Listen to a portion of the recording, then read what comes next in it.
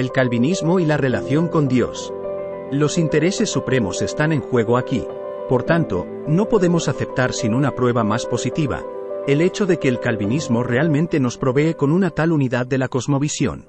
Y pedimos pruebas de que el calvinismo no es un fenómeno parcial, ni era un fenómeno tan solo temporal, sino que es un sistema tan extenso de principios, que, con sus raíces en el pasado, es capaz de fortalecernos en el presente y llenarnos con confianza para el futuro.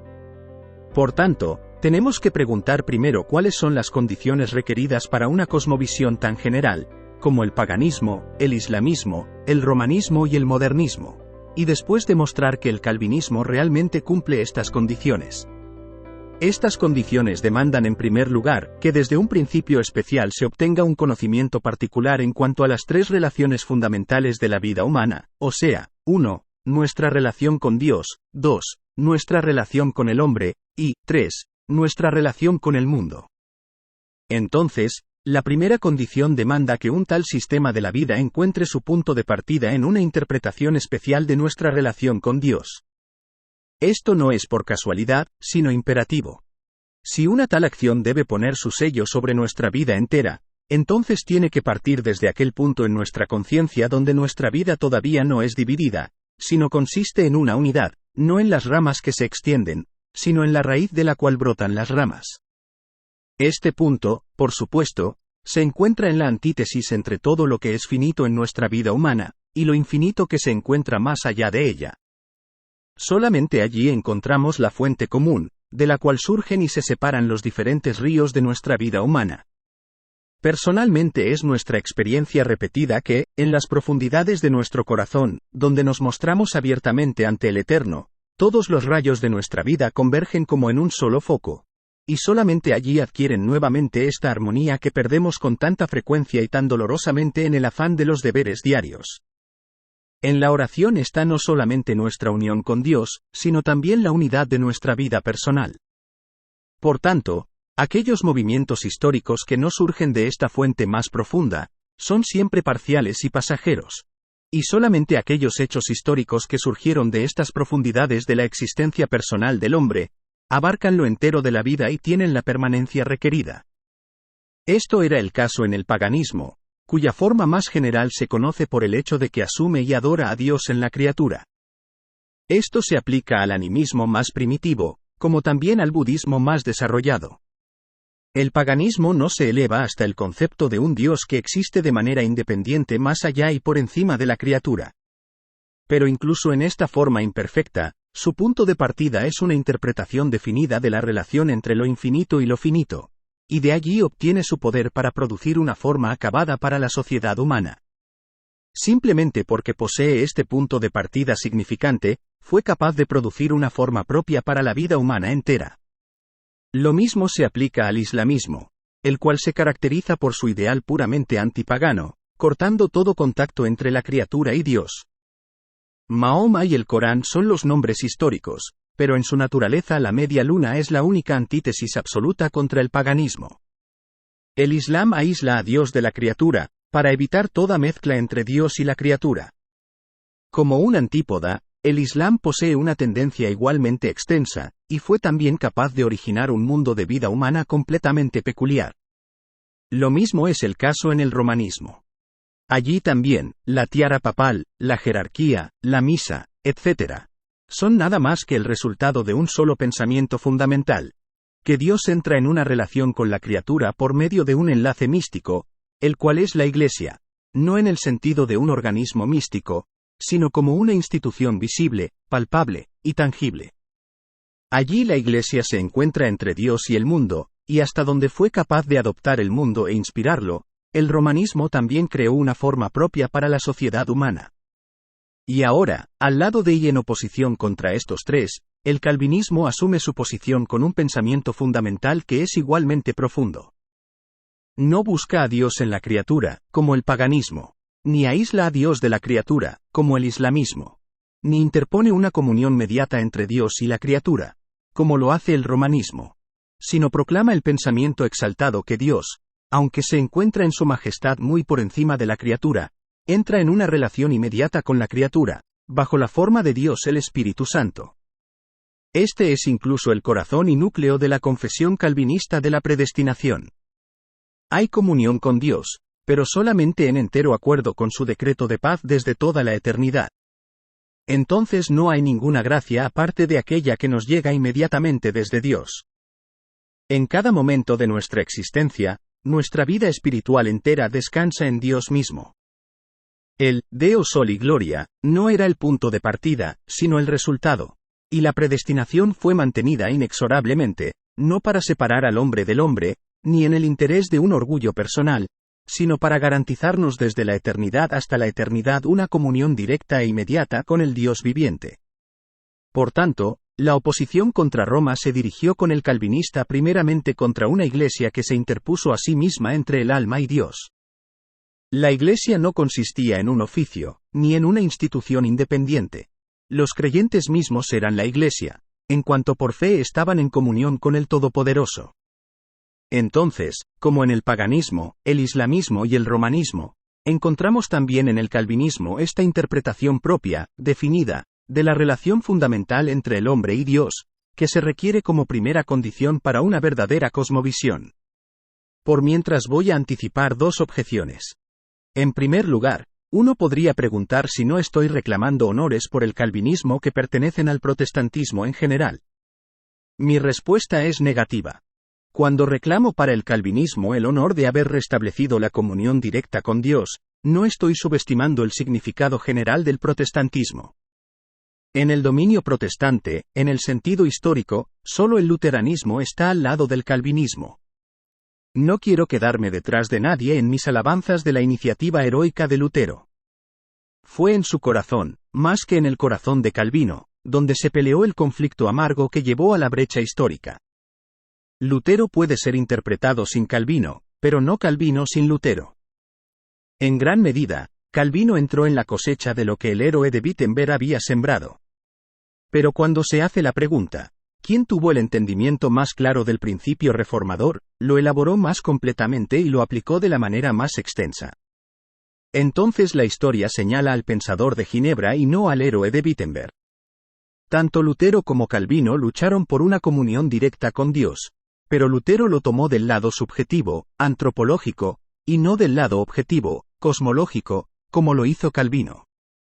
El punto de partida de Lutero fue el principio especial soteriológico de la fe que justifica, mientras el principio mucho más extenso de Calvino estuvo en el principio general cosmológico de la soberanía de Dios. Como resultado natural de ello, Lutero también siguió considerando a la Iglesia como el maestro, representativo y autoritativo que se interponía entre Dios y el creyente, mientras Calvino era el primero que buscaba la Iglesia en los creyentes mismos. Hasta donde podía, Lutero seguía apoyándose en el punto de vista romano acerca de los sacramentos, y en el culto romano, mientras Calvino era el primero en dibujar la línea que se extiende inmediatamente de Dios al hombre, y del hombre a Dios. Además, en todos los países luteranos, la reforma se originó desde los príncipes y no desde el pueblo, y por tanto pasó debajo del poder del magistrado, el cual asumió su posición oficial en la Iglesia como su sumo obispo, y por tanto fue incapaz de cambiar la vida social o política de acuerdo con su principio. El luteranismo se restringió a sí mismo a un carácter exclusivamente eclesiástico y teológico, mientras el calvinismo puso su sello dentro y fuera de la Iglesia sobre todo departamento de la vida humana. Por tanto, en ninguna parte se habla del luteranismo como el creador de una forma peculiar de vida. Aún el nombre de luteranismo se menciona casi nunca. Mientras los estudiantes de historia reconocen con una unanimidad creciente al calvinismo como el creador de un mundo enteramente propio de vida humana. La segunda objeción es esta. Si es cierto que cada forma general del desarrollo de la vida tiene que tener su punto de partida en una interpretación particular de nuestra relación con Dios, entonces ¿cómo explicamos que el modernismo también llevó a un tal concepto general, aunque se originó en la Revolución Francesa, la cual por principio rompió con toda religión? La pregunta se responde a sí misma. Si excluimos de nuestros conceptos todo reconocimiento del Dios viviente, como lo implica el grito, ningún Dios ni maestro, ciertamente llevamos al frente una interpretación propia y claramente definida de nuestra relación con Dios. Un gobierno que retira a su embajador y rompe toda comunión regular con algún otro país, declara con ello que su relación con el gobierno de este país es tensa, lo que generalmente desemboca en una guerra. Este es el caso aquí. Los líderes de la Revolución Francesa, al no conocer ninguna relación con Dios excepto aquella que existía por la mediación de la Iglesia romana, aniquilaron toda relación con Dios porque quisieron aniquilar el poder de la Iglesia, y como resultado declararon la guerra a toda confesión religiosa. Pero esto, por supuesto, implica una interpretación fundamental y especial de nuestra relación con Dios. Esta era la declaración que desde ahora Dios era considerado como un poder hostil, o incluso como muerto, aunque todavía no para el corazón, pero por lo menos para el Estado, para la sociedad y para la ciencia. De cierto, al pasar de Francia a Alemania, el modernismo no se pudo contentar con una mera negación. El resultado demuestra cómo desde aquel momento se vistió o de panteísmo o de agnosticismo. Pero bajo cualquiera de estos disfraces mantuvo la expulsión de Dios de la vida práctica y teorética, y su enemistad contra el Dios Trino siguió su curso.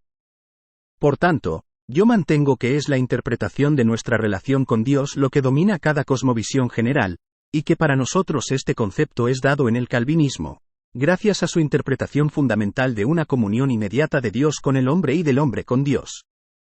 A esto yo añado que el calvinismo nunca inventó ni concibió esta interpretación fundamental, sino que Dios mismo la implantó en los corazones de sus héroes y sus heraldos. No nos enfrentamos aquí con el producto de un intelectualismo astuto, sino con el fruto de una obra de Dios en el corazón, o, si usted desea, con una inspiración de la historia. Este punto tiene que ser enfatizado. El calvinismo nunca quemó su incienso sobre el altar de algún genio. No erigió ningún monumento a sus héroes, apenas los llama con nombre. Solo una piedra en un muro en Ginebra permanece como recuerdo de Calvino. Su misma tumba es olvidada. ¿Fue esto ingratitud? De ninguna manera.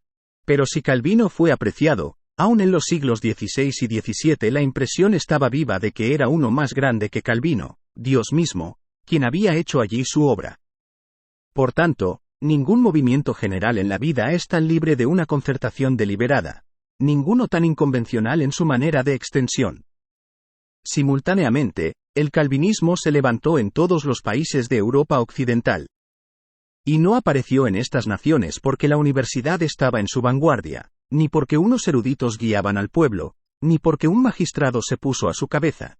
Sino se levantó desde los corazones del pueblo mismo, con tejedores y campesinos, con comerciantes y siervos, con mujeres y jóvenes, y en cada instante exhibió la misma característica, una fuerte seguridad de la salvación eterna, no solo sin la intervención de la Iglesia, sino incluso en oposición contra la Iglesia. El corazón humano había llegado a la paz eterna con su Dios. Fortalecido por esta compañía divina, descubrió su llamado santo y sublime a consagrar cada departamento de la vida y toda energía a disposición de la gloria de Dios. Y entonces, cuando estos hombres y mujeres que se habían convertido en participantes de esta vida divina, fueron obligados a abandonar su fe, resultó imposible que pudieran haber negado a su Señor. Y miles fueron quemados en la hoguera, no quejándose, sino exaltando a Dios, con gratitud en sus corazones y salmos en sus labios. Calvino no era el autor de esto, sino Dios quien por medio de su Santo Espíritu había obrado en Calvino lo que había obrado en ellos. Calvino no estaba por encima de ellos, sino como un hermano a su lado, compartiendo con ellos la bendición de Dios.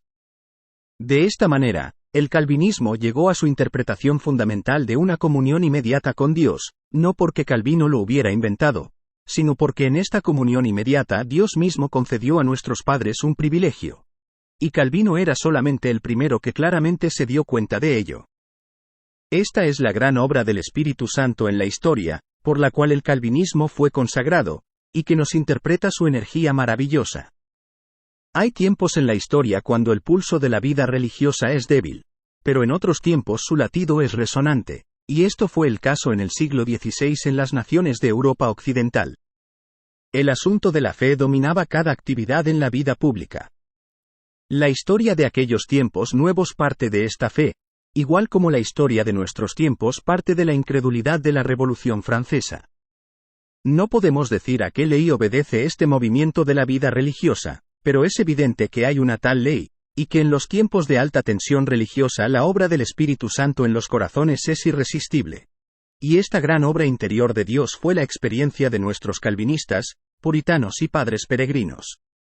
No sucedió en todos los individuos en el mismo grado, porque nunca es así en ningún gran movimiento. Pero aquellos que formaron el centro de la vida en aquellos tiempos, que eran los promotores de este cambio poderoso, ellos experimentaron este poder superior al máximo. Y ellos eran hombres y mujeres de cada clase de la sociedad y de cada nacionalidad, que por Dios mismo fueron admitidos en la comunión con la majestad de su ser eterno. Gracias a esta obra de Dios en el corazón, la persuasión de que el todo de la vida de un hombre tiene que ser vivido como en la presencia de Dios, fue la idea fundamental del calvinismo. Por esta idea decisiva, o mejor dicho por este hecho poderoso, el calvinismo se dejó controlar en cada departamento de su dominio entero.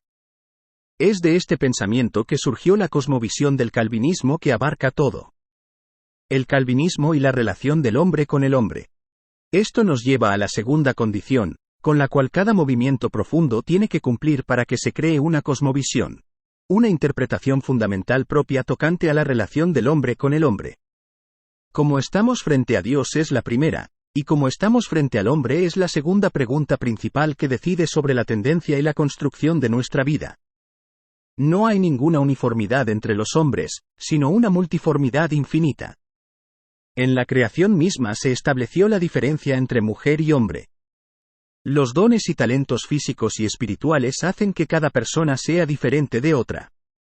Las generaciones pasadas y nuestra propia vida personal crean distinciones. La posición social del rico y del pobre difieren mucho.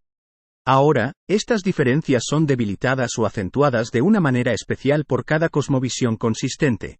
Y el paganismo y el islamismo, el romanismo y el modernismo, y también el calvinismo, todos han asumido su posición en este asunto de acuerdo con su principio primordial. Si, como declara el paganismo, Dios mora en la criatura, entonces se exhibe una superioridad divina en todo lo que es alto entre los hombres. De allí vienen sus semidioses, la adoración a los héroes, y finalmente sus sacrificios sobre el altar del Divus Augustus.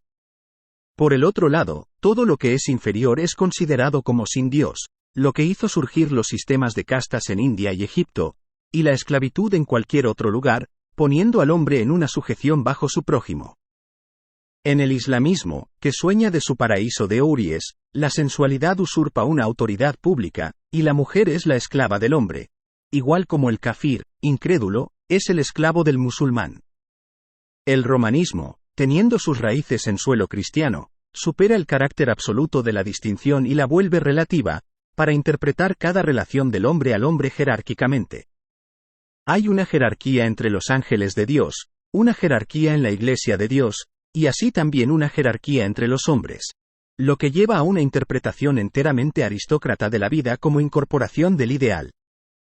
Finalmente, el modernismo, que niega y aniquila cada diferencia, no puede descansar hasta que haya convertido a la mujer en hombre y al hombre en mujer, y poniendo toda distinción en un nivel común, mata la vida al ponerla bajo la proscripción de la uniformidad. Un solo tipo tiene que responder por todos, un solo uniforme, una sola posición, y uno y el mismo desarrollo de la vida. Y todo lo que vaya más allá y por encima de ello, es considerado como un insulto de la conciencia común. De la misma manera, el calvinismo derivó de su relación fundamental con Dios una interpretación propia de la relación del hombre con el hombre, y esta es la única relación verdadera que desde el siglo XVI ha ennoblecido la vida social. Si el calvinismo pone nuestra entera vida humana inmediatamente ante Dios, entonces sigue que todos, hombres o mujeres, ricos o pobres, débiles o fuertes, aburridos o talentosos, como criaturas de Dios y como pecadores perdidos, no tienen ningún derecho de enseñorearse unos de los otros, y estamos como iguales ante Dios, y en consecuencia iguales de hombre a hombre. Por tanto, no podemos reconocer ninguna distinción entre los hombres, aparte de aquellas que han sido impuestas por Dios mismo, en cuanto Él dio a uno autoridad sobre el otro, o enriqueció a uno con más talentos que al otro, para que el hombre con más talentos sirva al que tiene menos, y en él le sirva a su Dios.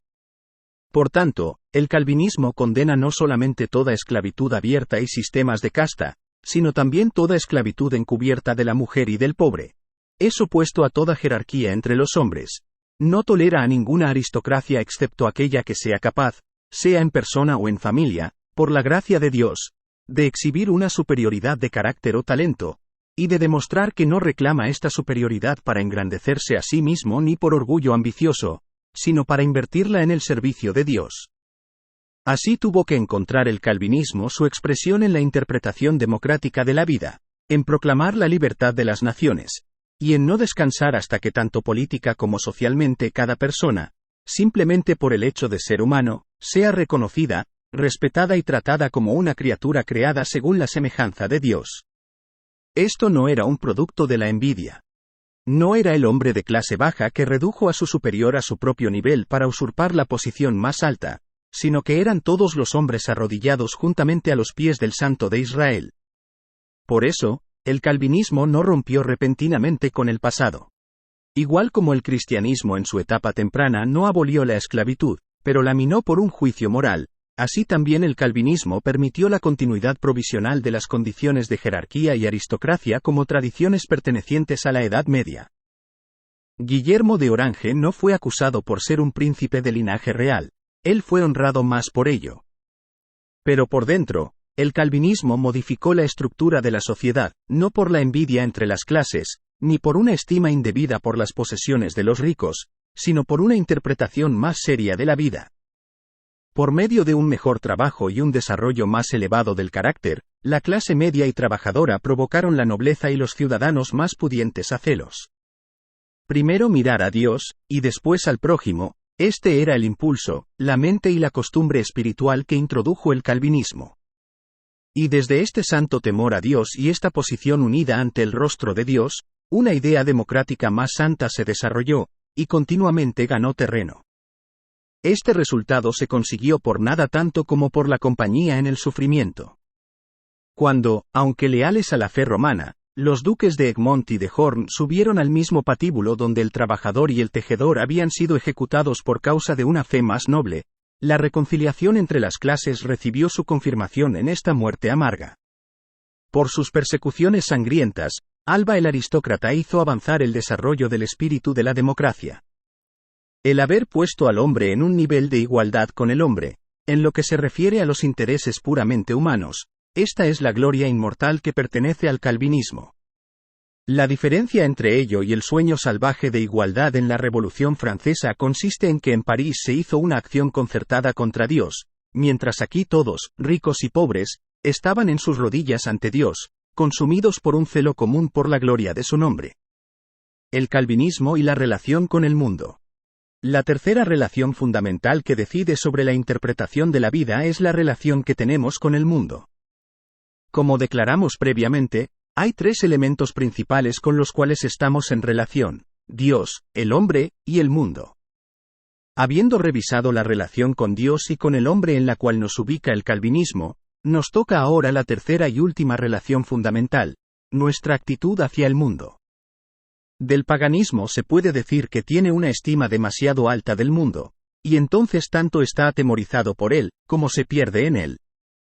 Por el otro lado, el islamismo tiene una estima demasiado baja del mundo, se burla de él, y triunfa sobre él al estirarse hacia el mundo visionario de un paraíso sensual. Para nuestro propósito no necesitamos decir nada más de ninguno de ellos, porque para la Europa cristiana y para América, la antítesis entre el hombre y el mundo asumió la forma más estrecha de una antítesis entre el mundo y los círculos cristianos. Las tradiciones de la Edad Media dieron origen a esto. Bajo la jerarquía de Roma, la Iglesia y el mundo fueron puestos una encima del otro, la primera como siendo santificada y el segundo como estando todavía bajo la maldición. Todo lo que estaba fuera de la Iglesia estaba bajo la influencia de los demonios, y el exorcismo expulsó este poder demoníaco de todo lo que vino bajo la protección, influencia e inspiración de la Iglesia. Por tanto, en un país cristiano, toda la vida social tenía que ser cubierta por las alas de la Iglesia. Los magistrados tenían que ser ungidos y comprometidos confesionalmente. Las artes y las ciencias tenían que ser puestas bajo el auspicio y la censura eclesiástica. El comercio tenía que ser atado a la Iglesia por los lazos de corporaciones. Y desde la cuna hasta la tumba, la vida familiar tenía que estar bajo la guardia eclesiástica. Este era un esfuerzo gigantesco de reclamar el mundo entero para Cristo, pero que trajo necesariamente consigo el juicio más severo sobre cada tendencia de la vida que se retrajo, sea como herético o como demoníaco, de la bendición de la Iglesia. Entonces se alistó la hoguera para la bruja y para el herético igualmente, porque por principio ambos estaban bajo la misma proscripción. Y esta teoría fatal se practicó con una lógica férrea, no por crueldad, ni por alguna ambición baja, sino por el propósito exaltado de salvar al mundo cristianizado, o sea, el mundo bajo la sombra de la Iglesia.